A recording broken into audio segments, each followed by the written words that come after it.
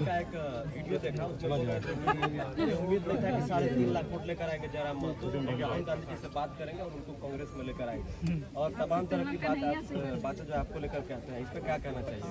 देखिए, हमको तो डाउट है कि उनका राहुल गांधी से बात होता भी है कि तो सबसे पहले देखिए, ठीक है, सुनने में आ रहा है कि इरफान दा मंत्रिमंडल संभालने जा रहे हैं, तो पहले उनको बधाई देते हैं और उनको कहेंगे कि थोड़ा सा भी ये जो कॉमेडी वाला बात करते हैं ना, देखिए इरफान दा नो डाउट उनको लोग इसीलिए फॉलो करके रखे हैं कि दिन भर का तनाव को मुक्त करें उनको सुन तो उनको बोलेंगे थोड़ा आप सीरियस पर्सन बनिए। अगर आप मंत्रिमंडल में जाने वाले हैं आलम के स्थान पर, तो आपका विषय क्या होगा? अगर आपको नहीं मालूम है तो मैं आपको विषय देता हूँ। आपका सबसे पहला विषय होगा कि जामताड़ा को साइबर क्राइम के धब्बे से मुक्त कराइए, सबसे बड़ा विषय आपका होगा। आपका दूसरा विषय होगा कि जामताड़ा की स्थिति देखिएगा, जामताड़ा के 95% जो पेशेंट होते हैं वो धनबाद आते हैं इलाज करने के लिए, और आप बतौलेबाजी करते हैं। आप रणधीर सिंह के साथ बतौलेबाजी करते हैं, तो कभी भानु प्रताप शाही से, तो कभी निशिकांत दुबे से। ठीक है, कटाक्ष कीजिए, लेकिन जो जेन्युइन समस्या है, जो गंभीर समस्या, उन पे बात कीजिए, उन पे काम कीजिए, उन पे रोड मैप तैयार कीजिए। तो उनको हमारा ये संदेश रहेगा। आपको टिकट दिलवा रहे हैं, ठीक है, पहले आपका उनका सीट संकट में है, वो हमारे साथ आए। लेकिन आपने समीक्षा किया, कारण आपको क्या लगा?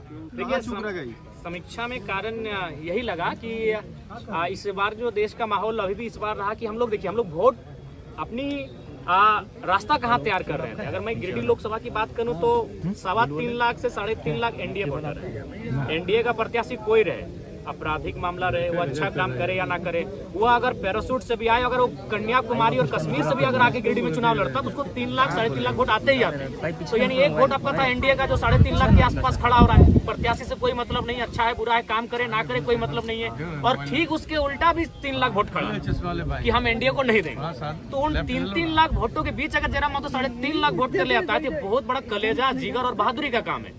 हम लोग एक जो नई पहचान बनाए, बहुत चैलेंजिंग विषय था, क्योंकि आप किसी भी लोकसभा में देख लीजिए 3 लाख वोट एनडीए का है और 3 लाख ठीक इस विचारधारा के विपरीत वोट है। और उस भीड़ में आप एंट्री करते हैं बिना किसी संसाधन के, बिना किसी बूथ मैनेजमेंट के, बिना किसी टीम के, और आप उसी के अनुपात में वोट लेके आते हैं। ये हमारे लिए गौरव का विषय है। देखिए, हम उन्हीं के सवाल पे चलेंगे। थोड़ा सा हालांकि आपको खराब लग गया था, खराब नहीं लगेगा, क्योंकि जो हम लोग महसूस कर रहे हैं कि आप विधानसभा चुनाव में अब उतर रहे हैं। अब बात है शहरी क्षेत्र का, ठीक है, ग्रामीण क्षेत्रों में आपकी पकड़ है, लेकिन शहरी क्षेत्र जो है, जो बाहरी भीतरी का एक धब्बा आप पे लग गया है, इसको कैसे आप धोएंगे? देखिए, एक बात हम स्पष्ट कह रहे हैं, ये लड़ाई बाहरी भीतरी की कब रही? हमने ये कहा कि जिस प्रकार, अच्छी बात बताइए, आज भारतीय जनता पार्टी जिसकी आप बात करते हैं, उड़ीसा में किस आधार पर चुनाव जीता, क्या किसी को आइडिया है? क्योंकि लोकसभा का चुनाव था, इसीलिए उड़ीसा का मैसेज किसी तक नहीं आया। भारतीय जनता पार्टी ने किस बेस में उड़ीसा का चुनाव जीता? अभी कहाँ 5 बार के सीएम पटनायक जी 5 बार के काबिल सीएम को पटकनी दिया, क्या आधार था? पांडियन, बीके पांडियन, जो कह सकते हैं कि क्योंकि ये तो विवाहित शायद नहीं है माननीय मुख्यमंत्री, मुझे उतनी जानकारी नहीं, उनका बच्चा शायद नहीं है, तो उनको अडॉप्ट कर रहे थे एज सीएम। पांडियन कौन है? साउथ के हैं। बीजेपी उड़ीसा में क्या नारा देती है कि साउथ इंडियन उड़ीसा में नहीं चलेंगे। तो हम भी वही चाहते हैं कि कोई भी पूरे भारत के लोग यहाँ आए, अपना व्यवसाय करें, रहे खाएं, लेकिन नेतृत्व झारखंड के मूलवासी करेंगे। यही बीजेपी का नारा है।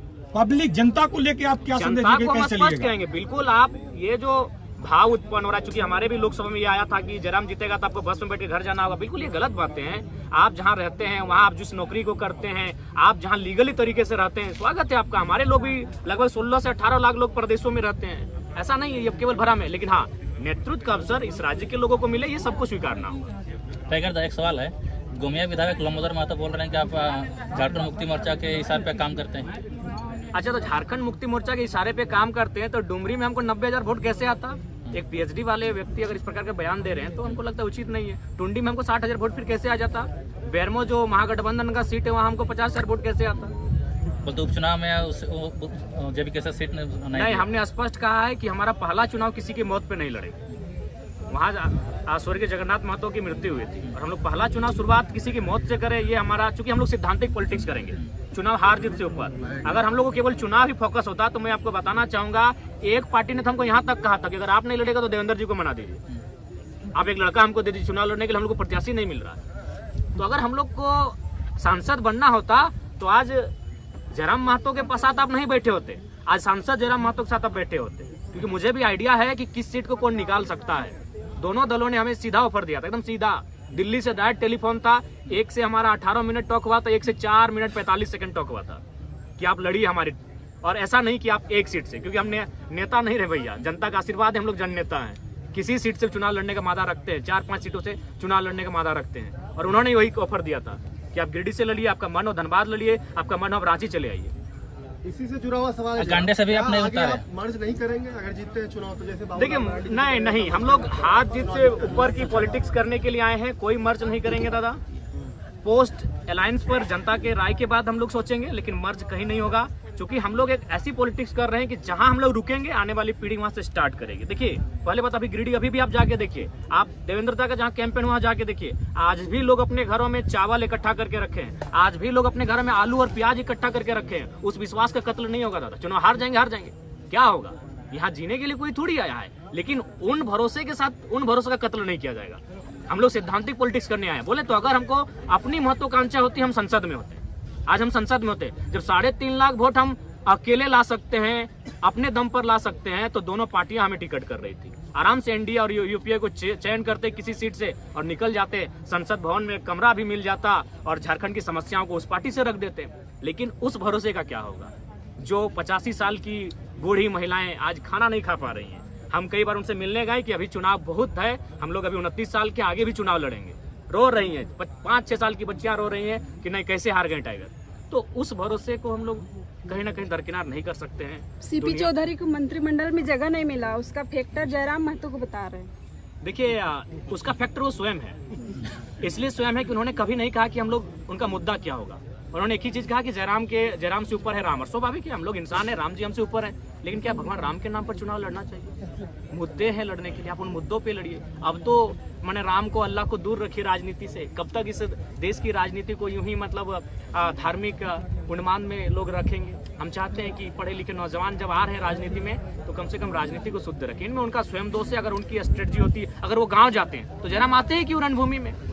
अगर आज माननीय सांसद महोदय गांव जाते हैं, लोगों के बीच बैठते हैं, तो जयराम महतो क्यों आते हैं? एक 29 साल का लड़का जिसका अभी तक आज 1 साल हम लोग का पूरा हो रहा है, पार्टी का मैंने निर्माण किया हुआ, 1 साल में यहाँ तक कैसे आता मैडम बताइए? कहीं ना कहीं उनकी खामियां हैं, उनको बोलिए। और साथ ही साथ सबको संदेश देंगे कि आपका जो पॉलिटिक्स करने का तरीका है उसको भी बदलिए। आप जनता से कटे हैं, आप में और जनता में अंतर है। आपका महल 18वें तल्ला पर है और जनता आज झुग्गी झोपड़ी में रहती है। आप जनता से कटे हुए लोग हैं, आप जनता के लिए काम नहीं कर रहे हैं। जो भी कर रहे हैं अपने परिवार को भरने काम कर रहे हैं। और महोदय सांसद से कहिएगा कि आप तो रामगढ़ के हैं, आप सुन रहे हैं लइयों में जमीन खरीद ली है, सॉरी जो गोमिया का बॉर्डर पड़ता है नदी के उस पार, चूंकि माइंस उधर जाने वाला है। वाह भैया वाह, जनता से कटिएगा और बोलिएगा 2 समय दीजिएगा, ये नहीं चलेगा। सिल्ली के पूर्व विधायक पर क्या कहिएगा? उनका धन्यवाद करेंगे, उन्होंने खुलकर सहयोग किया है, समर्थन किया है, और नो डाउट वे भी झारखंड के एक लड़ाकू नेता रहे हैं। उनका धन्यवाद देंगे और टेलीफोनिक भी धन्यवाद दे चुके हैं, और आपके पूरे तमाम चैनल के माध्यम से उनका धन्यवाद। लेकिन ये हवा चल रहा है सोशल मीडिया में कि अमित महतो से जेबी कैसे से टिकट मांग रहे हैं। ठीक है, अगर वे आएंगे तो स्वागत है, आए आने दीजिए, स्वागत है। अच्छे व्यक्ति हैं भाई, लड़े हैं। और हाँ, आप कुछ दादा एक सवाल अमित महतो गिरिडीह में जाके खुलेआम सपोर्ट करते हैं, रांची में क्यों सपोर्ट नहीं करते खुलेआम? नहीं, उस समय शायद वो क्षेत्र में नहीं थे, मेरे भी वहाँ नहीं आए, वो सिर्फ सोशल मीडिया में ही किए थे।